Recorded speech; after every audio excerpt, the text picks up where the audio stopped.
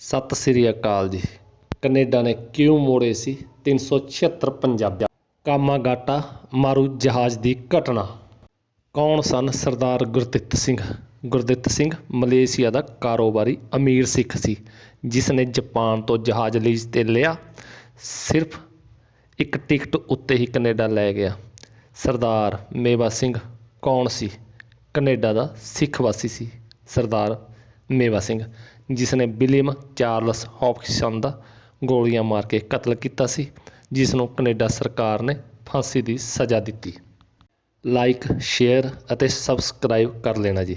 ਭਾਈ Mewa Singh Lopoke Canada ਵਿੱਚ William Charles ਹੌਪਕਿੰਸਨ ਦਾ ਗੋਲੀਆਂ ਮਾਰ ਕੇ ਕਤਲ ਕਰ ਦਿੰਦੇ ਹਨ ਸਾਲ 1914 ਈਸਵੀ ਨੂੰ। ਇਸ ਕਤਲ ਦੇ ਕਾਰਨ ਮੇਵਾ ਸਿੰਘ ਨੂੰ ਫਾਂਸੀ ਦੀ ਸਜ਼ਾ ਹੋ ਜਾਂਦੀ ਹੈ। ਇਹ ਕੈਨੇਡਾ ਇਤਿਹਾਸ ਦੇ ਪਹਿਲੇ ਪੰਜਾਬੀ ਸਿੱਖ ਹਨ ਸਰਦਾਰ ਮੇਵਾ ਸਿੰਘ, ਜਿਸ ਨੂੰ ਫਾਂਸੀ ਦੀ ਸਜ਼ਾ ਹੁੰਦੀ ਹੈ। ਵਿਲੀਅਮ ਚਾਰਲਸ ਕੈਨੇਡਾ ਦਾ ਇਮੀਗ੍ਰੇਸ਼ਨ ਇੰਸਪੈਕਟਰ ਹੁੰਦਾ ਹੈ। ਇਹ ਉਹੀ ਇੰਸਪੈਕਟਰ ਹੁੰਦਾ ਹੈ ਜਿਹੜਾ ਕਾਮਾਗਾਟਾ ਮਾਰੂ ਜਹਾਜ਼ ਵਿੱਚ ਆਏ 376 ਪੰਜਾਬੀਆਂ ਨੂੰ ਕੈਨੇਡਾ ਵਿੱਚ ਐਂਟਰ ਨਹੀਂ ਹੋਣ ਦਿੰਦਾ। ਇਸ ਕਰਕੇ ਹੀ ਪੰਜਾਬੀਆਂ ਨੂੰ ਵਾਪਸ ਜਾਣਾ ਪੈਂਦਾ ਹੈ ਅਤੇ ਬਹੁਤ ਸਾਰੇ ਪੰਜਾਬੀਆਂ ਨੂੰ ਗੋਲੀਆਂ ਮਾਰ ਕੇ ਸ਼ਹੀਦ ਵੀ ਕਰ ਦਿੱਤਾ ਜਾਂਦਾ ਹੈ। ਕੀ ਸੀ ਇਹ ਕਾਮਾਗਾਟਾ ਮਾਰੂ ਜਹਾਜ਼ ਦੀ ਘਟਨਾ? ਉਸ ਸਮੇਂ ਭਾਰਤ ਅਤੇ ਕੈਨੇਡਾ ਬ੍ਰਿਟਿਸ਼ ਸਰਕਾਰ ਦੇ ਅਧੀਨ ਸਨ। ਕਹਿਣ ਦਾ ਭਾਵ ਦੋਵੇਂ ਦੇਸ਼ ਇੱਕੋ ਸਰਕਾਰ ਦੇ ਗੁਲਾਮ ਸਨ। ਕੈਨੇਡਾ ਦੀ ਫੌਜ ਵਿੱਚ ਪੰਜਾਬੀ ਸਿੱਖ ਵੀ ਭਰਤੀ ਹੁੰਦੇ ਸਨ। ਜਦੋਂ ਪੰਜਾਬੀ ਫੌਜੀ ਭਾਰਤ ਨੂੰ ਰਿਟਾਇਰ ਹੋ ਕੇ ਆਉਂਦੇ ਤਾਂ ਕੈਨੇਡਾ ਦੀ ਖੂਬਸੂਰਤੀ ਬਾਰੇ ਗੱਲਾਂ ਕਰਦੇ ਵੀ ਉੱਥੇ ਦੇ ਕਮਾਈ ਦੇ ਸਾਧਨ ਅਤੇ ਰੂਲਜ਼ ਦੱਸਦੇ। ਬਹੁਤ ਸਾਰੇ ਪੰਜਾਬੀਆਂ ਦਾ ਕੈਨੇਡਾ ਜਾਣਾ 19ਵੀਂ ਸਦੀ 'ਚ ਹੀ ਰੁਝਾਨ ਬਣ ਗਿਆ। ਇਸੇ ਕਾਰਨ ਪੰਜਾਬੀਆਂ ਦੇ ਉੱਥੇ ਵੱਧਦੇ ਰੁਝਾਨ ਨੂੰ ਰੋਕਣ ਲਈ ਬ੍ਰਿਟਿਸ਼ ਸਰਕਾਰ ਇੱਕ ਨਵਾਂ ਕਾਨੂੰਨ ਲੈ ਕੇ ਆਉਂਦੀ ਹੈ, ਕੰਟੀਨਿਊਸ ਜਰਨੀ ਰੈਗੂਲੇਸ਼ਨ ਕਾਨੂੰਨ। ਉੱਥੇ ਦੀ ਇਮੀਗ੍ਰੇਸ਼ਨ ਪਾਸ ਕਰਦੀ ਹੈ। 8 ਜਨਵਰੀ 1908 ਨੂੰ ਇਹ ਕਾਨੂੰਨ ਪਾਸ ਹੋ ਜਾਂਦਾ ਹੈ। ਜਿਹੜੇ ਇੰਡੀਅਨ ਕੈਨੇਡਾ ਵਿੱਚ ਆਉਣਾ ਚਾਹੁੰਦੇ ਹੋ ਉਹ ਸਿੱਧੇ ਜਹਾਜ਼ ਵਿੱਚ ਕੈਨੇਡਾ ਆ ਸਕਦੇ ਹਨ, ਰਸਤੇ ਵਿੱਚ ਕਿਤੇ ਵੀ ਨਹੀਂ ਰੁਕਣਾ। ਜਿਹੜੇ ਸਮੁੰਦਰੀ ਜਹਾਜ਼ ਵਿੱਚ ਆਉਣਗੇ ਉਹ ਸਮੁੰਦਰੀ ਜਹਾਜ਼ ਉਸੇ ਦੇਸ਼ ਵਿੱਚ ਰਜਿਸਟਰਡ ਕੰਪਨੀ ਦਾ ਹੋਣਾ ਚਾਹੀਦਾ ਹੈ। ਉਹਨਾਂ ਨੂੰ ਲੱਗਦਾ ਸੀ ਕਿ ਇਹ ਕਾਫੀ ਮੁਸ਼ਕਲ ਹੈ ਪੰਜਾਬੀਆਂ ਜਾਂ ਇੰਡੀਅਨ ਲਈ। ਇਹਨਾਂ ਕੋਲ ਕੋਈ ਵੀ ਰਜਿਸਟਰਡ ਸਮੁੰਦਰੀ ਜਹਾਜ਼ ਕੰਪਨੀ ਨਹੀਂ ਹੈ, ਨਾ ਕੋਈ ਜਹਾਜ਼ ਹੈ। ਜਿੰਨੇ ਵੀ ਭਾਰਤੀ ਕੈਨੇਡਾ ਵਿੱਚ ਆ ਰਹੇ ਹਨ ਉਹਨਾਂ ਕੋਲ $200 ਹੋਣਾ ਵੀ ਜ਼ਰੂਰੀ ਹੈ। ਇਹ ਬਹੁਤ ਵੱਡੀ ਰਕਮ ਸੀ। ਇਹ ਵੀ ਸ਼ਰਤ ਵਿੱਚ ਰੱਖ ਦਿੱਤੀ ਉਸ ਕਾਲੇ ਕਾਨੂੰਨ ਵਿੱਚ ਕਿ ਭਾਰਤੀ ਜਾਂ ਪੰਜਾਬੀਆਂ ਲਈ ਸਾਰੇ ਰਸਤੇ ਬੰਦ ਕੀਤੇ ਜਾਣ, ਕੈਨੇਡਾ ਨਾ ਆਉਣ ਦੇ। ਉਸ ਸਮੇਂ ਪੰਜਾਬੀਆਂ ਦੇ ਮਸ਼ਹੂਰ ਕਾਰੋਬਾਰੀ ਅਤੇ ਅਮੀਰ ਸਿੱਖ ਜੋ ਕਿ ਮਲੇਸ਼ੀਆ ਵਿੱਚ ਰਹਿੰਦਾ ਸੀ, ਉਸ ਨੇ, ਜਿਸ ਦਾ ਨਾਮ ਭਾਈ ਗੁਰਦਿੱਤ ਸਿੰਘ ਸੀ, ਜੋ ਕਿ ਜਾਪਾਨ ਦੀ ਇੱਕ ਕੰਪਨੀ ਤੋਂ ਜਹਾਜ਼ ਕਿਰਾਏ ਉੱਤੇ ਲੈ ਕੇ ਗੁਰੂ ਨਾਨਕ ਨਾਮ ਦੀ ਨੈਵੀਗੇਸ਼ਨ ਕੰਪਨੀ ਰਜਿਸਟਰਡ ਕਰਵਾਉਂਦਾ ਹੈ। ਉਸਨੇ ਬਾਅਦ 'ਚ ਉਹ ਕਹਿੰਦਾ ਪੰਜਾਬੀਆਂ ਨੂੰ ਕੈਨੇਡਾ ਲੈ ਜਾਣਗੇ, ਸਿਰਫ ਇੱਕ ਟਿਕਟ ਹੀ ਖਰੀਦਣੀ ਹੈ। 376 ਪੰਜਾਬੀ ਟਿਕਟ ਖਰੀਦ ਕੇ ਜਾਣ ਲਈ ਤਿਆਰ ਹੋ ਜਾਂਦੇ ਹਨ। ਇੰਡੀਆ ਵਿੱਚ ਹੀ ਬ੍ਰਿਟਿਸ਼ ਸਰਕਾਰ ਭਾਈ ਗੁਰਦਿੱਤ ਸਿੰਘ ਨੂੰ ਗ੍ਰਿਫਤਾਰ ਕਰ ਲੈਂਦੀ ਹੈ ਕੈਨੇਡਾ ਜਾਣ ਤੋਂ ਰੋਕਣ ਲਈ। ਥੋੜ੍ਹੇ ਸਮੇਂ ਬਾਅਦ ਭਾਈ ਗੁਰਦਿੱਤ ਸਿੰਘ ਜੀ ਦੀ ਜ਼ਮਾਨਤ ਹੋ ਜਾਂਦੀ ਹੈ ਅਤੇ ਬਾਹਰ ਆ ਜਾਂਦੇ ਹਨ। ਫਿਰ ਉਹ ਵਾਪਸ ਆ ਕੇ ਯਾਤਰੀਆਂ ਨੂੰ ਕੈਨੇਡਾ ਰਵਾਨਾ ਹੋਣ ਨੂੰ ਕਹਿੰਦੇ ਹਨ। ਇਹ ਸਾਰੇ ਪੰਜਾਬੀ ਹੀ ਹੁੰਦੇ ਹਨ। ਲੰਮੇ ਸਮੇਂ ਤੋਂ ਬਾਅਦ ਜਦੋਂ ਕੈਨੇਡਾ ਪਹੁੰਚਦੇ ਹਨ ਫਿਰ ਇਹਨਾਂ ਨੂੰ ਵਿਲੀਅਮ ਚਾਰਲਸ ਹੌਪਕਿੰਸਨ ਜੋ ਕਿ ਇਮੀਗ੍ਰੇਸ਼ਨ ਅਫਸਰ ਹੈ, ਇਹਨਾਂ ਨੂੰ ਰੋਕ ਲੈਂਦਾ ਹੈ। ਬਹੁਤ ਮਿੰਨਤਾਂ ਕੀਤੀਆਂ ਜਦ ਪੰਜਾਬੀਆਂ ਨੇ ਧੱਕੇ ਵੀ ਕੀਤੇ ਵੀ ਐਂਟਰ ਹੋਣ ਲਈ, ਕੈਨੇਡਾ ਦੀ ਧਰਤੀ 'ਤੇ ਉਤਰਨ ਲਈ, ਪਰੰਤੂ ਇਜਾਜ਼ਤ ਨਹੀਂ ਮਿਲਦੀ ਹੈਗੀ। ਸਾਰੀਆਂ ਬ੍ਰਿਟਿਸ਼ ਸਰਕਾਰ ਦੀਆਂ ਸ਼ਰਤਾਂ ਪੂਰੀਆਂ ਕਰਕੇ ਵੀ ਇਹਨਾਂ ਨੂੰ ਕੈਨੇਡਾ ਦੀ ਧਰਤੀ ਉੱਤੇ ਉਤਰਨ ਨਹੀਂ ਦਿੱਤਾ ਜਾਂਦਾ।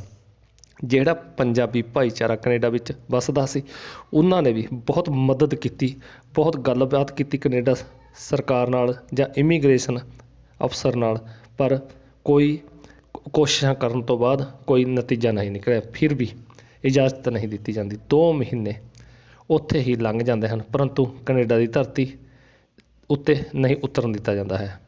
ਥੋੜ੍ਹੇ ਹੀ 15-20 ਬੰਦਿਆਂ ਨੂੰ ਉਤਰਨ ਦੀ ਇਜਾਜ਼ਤ ਮਿਲਦੀ ਹੈ। ਇਹ ਪਤਾ ਲੱਗਦਾ ਹੈ ਕਿ ਸਾਰੇ ਬ੍ਰਿਟਿਸ਼ ਸਰਕਾਰ ਦੇ ਸੂਈਏ ਸੀ ਜੋ 15-20 ਉੱਥੇ ਉਤਰੇ ਸਨ ਕੈਨੇਡਾ ਦੀ ਧਰਤੀ 'ਤੇ।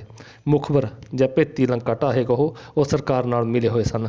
ਕੈਨੇਡਾ ਦੇ ਵੱਸਦੇ ਸਿੱਖ ਪੰਜਾਬੀਆਂ ਨੇ ਵੀ 2 ਮਹੀਨਿਆਂ ਤੋਂ ਖੜ੍ਹੇ ਤੱਟ 'ਤੇ ਜਹਾਜ਼ ਵਾਲੇ ਪੰਜਾਬੀਆਂ ਦੀਆਂ ਮਿੰਨਤਾਂ ਕੀਤੀਆਂ ਕਿ ਕੋਈ ਫਾਇਦਾ ਨਹੀਂ ਇੱਥੇ ਰੁਕਣ ਦਾ, ਇਹਨਾਂ ਨੇ ਇਜਾਜ਼ਤ ਨਹੀਂ ਦੇਣੀ, ਕਿਰਪਾ ਕਰਕੇ ਵਾਪਸ ਚਲੇ ਜਾਓ, ਇੱਥੇ ਭੁੱਖ ਨਾਲ ਹੀ ਮਰ ਜਾਣਾ ਤੁਹਾਨੇ। ਇਸ ਤੋਂ ਬਾਅਦ ਭਾਈ ਗੁਰਦਿੱਤ ਸਿੰਘ ਵੱਲੋਂ ਫੈਸਲਾ ਲਿਆ ਜਾਂਦਾ ਹੈ। ਉਹ ਜਹਾਜ਼ ਨੂੰ ਭਾਰਤ ਵੱਲ ਰਵਾਨਾ ਕਰਨ ਦਾ ਹੁਕਮ ਦਿੰਦੇ ਹਨ।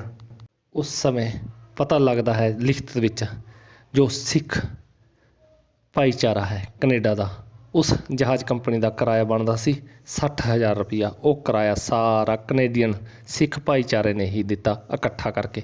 ਸਿੱਖ ਭਾਈਚਾਰਕ ਸਾਂਝ ਦੀ ਮਿਸਾਲ ਵੈਸੇ ਵੀ ਦੁਨੀਆ ਵਿੱਚ ਕਿਤੇ ਨਹੀਂ ਮਿਲਦੀ। ਜੋ ਕਿਰਾਇਆ ਸੀ ਕੰਪਨੀ ਨੂੰ ਭੁਗਤਾਨ ਕੀਤਾ, ਉਹ ਕੈਨੇਡਾ ਭਾਈਚਾਰੇ ਨੇ ਹੀ ਕੀਤਾ ਪੰਜਾਬੀਆਂ ਦੇ। ਹੁਣ ਇੱਧਰ ਬ੍ਰਿਟਿਸ਼ ਸਰਕਾਰ ਇੱਕ ਹੋਰ ਕਾਨੂੰਨ ਬਣਾ ਦਿੰਦੀ ਹੈ ਅਤੇ ਬਹੁਤ ਵੱਡੀ ਚਾਲ ਖੇਡਦੀ ਹੈ, ਜੋ ਕਿ ਬਹੁਤ ਮਾਰੂ ਕਾਨੂੰਨ ਬਣਾਇਆ ਕਿ ਜੇ ਕੋਈ ਵੀ ਭਾਰਤੀ ਕਿਸੇ ਵੀ ਦੇਸ਼ ਤੋਂ ਭਾਰਤ ਐਂਟਰ ਕਰੇਗਾ, ਉਸ ਨੂੰ ਪੁਲਿਸ ਕਦੇ ਵੀ ਕਿਸੇ ਵੀ ਕਾਨੂੰਨ ਦੇ ਤਹਿਤ ਗ੍ਰਿਫਤਾਰ ਕਰ ਸਕਦੀ ਹੈ। ਜਦੋਂ ਇਹ ਕਾਮਾਗਾਟਾ ਮਾਰੂ ਜਹਾਜ਼ ਭਾਰਤ ਵਿੱਚ ਕਲਕੱਤੇ ਪਹੁੰਚਦਾ ਹੈ, ਉੱਥੇ ਪਹੁੰਚਣ 'ਤੇ ਹੀ ਵਜ ਘਾਟ 'ਤੇ ਇਹਨਾਂ ਨੂੰ ਰੋਕ ਲਿਆ ਜਾਂਦਾ ਹੈ, ਜੋ ਕਿ ਸਾਰੇ ਯਾਤਰੀਆਂ ਨੂੰ ਧੱਕੇ ਤੋਂ ਰੋਕ ਲਿਆ ਜਾਂਦਾ ਹੈ। ਜਦੋਂ ਯਾਤਰੀ ਉਤਰਦੇ ਹਨ ਤਾਂ ਸਾਰਿਆਂ ਨੂੰ ਗ੍ਰਿਫਤਾਰ ਕਰ ਲਿਆ ਜਾਂਦਾ ਹੈ। ਸਾਰੇ ਯਾਤਰੀ ਇਸ ਗੱਲ ਦਾ ਬਹੁਤ ਵਿਰੋਧ ਕਰਦੇ ਹਨ ਕਿ ਅਸੀਂ ਆਪਣੇ ਦੇਸ਼ ਵਾਪਸ ਆਏ ਹਾਂ, ਸਾਨੂੰ ਗ੍ਰਿਫਤਾਰ ਕਿਉਂ ਕੀਤਾ ਜਾ ਰਿਹਾ ਹੈ। ਪੰਜਾਬੀ ਯਾਤਰੀਆਂ ਕੋਲ ਗੁਰੂ ਗ੍ਰੰਥ ਸਾਹਿਬ ਜੀ ਦਾ ਸਰੂਪ ਵੀ ਹੁੰਦਾ ਹੈ।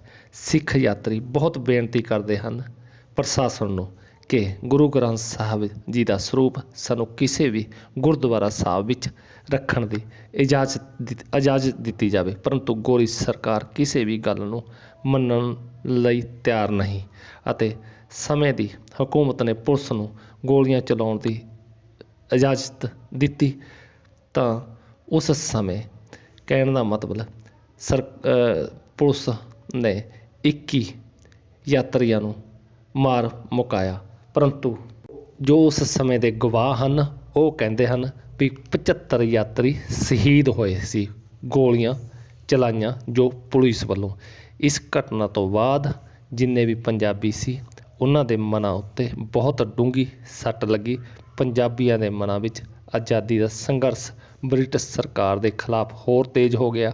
ਇਸ ਸੰਘਰਸ਼ ਦੇ ਚੱਲਦੇ ਇਮੀਗ੍ਰੇਸ਼ਨ ਇੰਸਪੈਕਟਰ ਵਿਲੀਅਮ ਚਾਰਲਸ ਹੌਪਕਿੰਸਨ ਨੂੰ ਗੋਲੀਆਂ ਮਾਰ ਮੁਕਾਇਆ, ਜਿਸ ਨੇ ਜਹਾਜ਼ ਨੂੰ ਐਂਟਰ ਨਹੀਂ ਹੋਣ ਦਿੱਤਾ ਸੀ। ਇਸ ਘਟਨਾ ਤੋਂ ਬਾਅਦ ਸਰਦਾਰ ਮੇਵਾ ਸਿੰਘ ਨੂੰ ਫਾਂਸੀ ਦੀ ਸਜ਼ਾ ਦਿੱਤੀ ਜਾਂਦੀ ਹੈ। ਸਰਦਾਰ ਮੇਵਾ ਸਿੰਘ ਫਾਂਸੀ ਦਾ ਰੱਸਾ ਚੁੰਮ ਕੇ ਸ਼ਹੀਦ ਹੋ ਜਾਂਦੇ ਹਨ। ਸਰਦਾਰ ਮੇਵਾ ਸਿੰਘ ਪਹਿਲਾ ਪੰਜਾਬੀ ਸਿੱਖ ਹੈ ਜਿਸ ਨੂੰ ਕੈਨੇਡਾ ਦੀ ਧਰਤੀ ਉੱਤੇ ਸ਼ਹੀਦ ਕੀਤਾ ਗਿਆ ਹੈ। ਅੱਜ ਤੱਕ ਵੀ 110 ਸਾਲ ਹੋ ਗਏ ਹਨ। ਕੈਨੇਡਾ ਦੀ ਸਰਕਾਰ ਨੂੰ ਅਫਸੋਸ ਹੈ ਇਸ ਘਟਨਾ ਉੱਤੇ। ਉੱਥੇ ਦੀ ਸਰਕਾਰ ਨੂੰ ਮਾਫੀ ਮੰਗਦਿਆਂ ਵੀ ਕਈ ਵਾਰੀ ਸੁਣਿਆ ਹੈ। ਇਹ ਹੈ ਘਟਨਾ ਕਾਮਾਗਾਟਾ ਮਾਰੂ ਦੀ। ਅੱਛਾ, ਉਸ ਤੋਂ ਬਾਅਦ ਜੀ ਸਰਦਾਰ ਆਜ਼ਾਦੀ ਤੋਂ ਬਾਅਦ ਪੰਡਿਤ ਜਵਾਹਰ ਲਾਲ ਨਹਿਰੂ ਨੇ 1 ਜਨਵਰੀ 1950 ਈਸਵੀ ਨੂੰ ਵਜ ਘਾਟ ਉੱਤੇ ਕਾਮਾਗਾਟਾ ਮਾਰੂ ਦੀ ਯਾਦ ਦਾ ਉਦਘਾਟਨ ਵੀ ਕੀਤਾ ਸੀ। 29 ਸਤੰਬਰ ਨੂੰ ਸ਼ਹੀਦਾਂ ਦੀ ਯਾਦ ਵਿੱਚ ਇੱਕ ਇੱਥੇ ਸਮਾਗਮ ਵੀ ਕੀਤਾ ਜਾਂਦਾ ਹੈ। ਵਾਹਿਗੁਰੂ ਜੀ ਕਾ ਖਾਲਸਾ, ਵਾਹਿਗੁਰੂ ਜੀ ਕੀ ਫਤਿਹ।